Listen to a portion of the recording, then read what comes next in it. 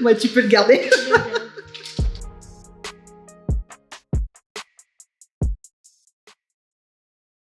Bonjour, je m'appelle Claire Nézin, je suis responsable formation pour Biocop.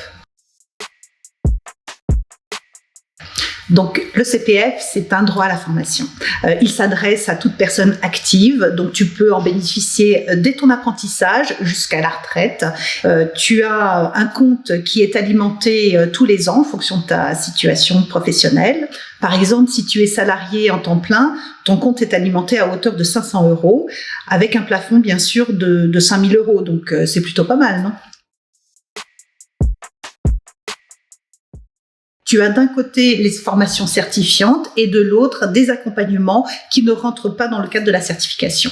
Tu peux financer ton permis de conduire, donc permis de conduire classique ou poids lourd. Tu peux aussi, dans le cadre d'une création d'entreprise, te faire financer tout l'accompagnement. Tu peux aussi te faire accompagner dans le cadre d'un bilan de compétences si tu veux faire un point sur ton projet professionnel. Il y a aussi la validation des acquis de l'expérience. Et enfin, le CPF, si tu souhaites être bénévole mais que tu n'as pas les compétences nécessaires à ton projet, eh bien le CPF peut t'accompagner et te financer dans le cadre de ton bénévolat. Et pour vérifier que ta formation soit bien éligible, tu peux te connecter sur le site internet France Compétences. Donc France Compétences est un site accessible à tous, tu n'as pas besoin d'accès de connexion, tu renseignes le champ, le moteur de recherche et ensuite tu auras accès aux formations qui sont éligibles.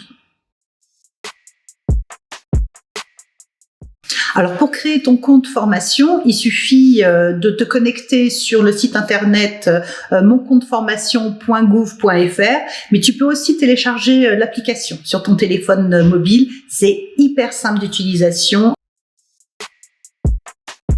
Si tu te connectes pour la première fois, n'oublie pas ton numéro de sécurité sociale. Il te sera utile, il te servira d'identifiant. Alors, pour mettre en place ta formation, je t'encourage fortement à bien analyser tes besoins, quel est ton projet professionnel et ensuite définir des objectifs. Donc, une fois la formation identifiée, tu te connectes sur moncompteformation.gouv.fr.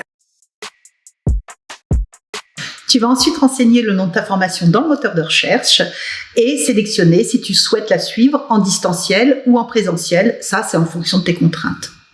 Un grand nombre de programmes, en effet, te seront proposés sur la plateforme. Tu choisis et tu sélectionnes celui qui te convient au mieux et ensuite tu t'inscris. Je te conseille quand même de prendre contact avec l'organisme de formation avant l'inscription afin d'avoir pas mal de détails sur cette formation. Par exemple, si tu souhaites suivre une formation sur Excel, l'organisme pourra identifier ton niveau, identifier tes besoins et t'inscrire dans un groupe qui est vraiment adapté à ton niveau. Si tu souhaites suivre la formation sur ton temps de travail, tu vas devoir informer ton employeur au moins 2 mois avant le début de la formation.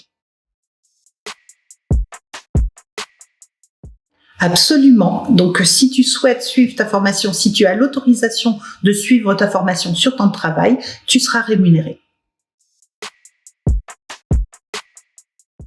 Et bien voilà, maintenant tu sais tout sur le CPF. Je t'encourage à aller sur moncompteformation.gouv.fr et découvrir le montant de ta cagnotte.